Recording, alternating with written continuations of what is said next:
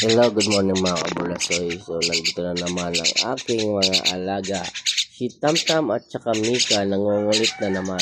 So, by the way, tapos lang nilang kumain. Pero nandito sila naman lagi sa akin. Diba? Eh.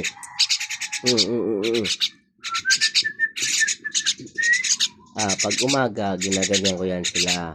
Mika! Mika! Tamtam! Tamtam! Para at least marinig nila yung sinasabi ko, kasi para makapagsalita na sila, diba?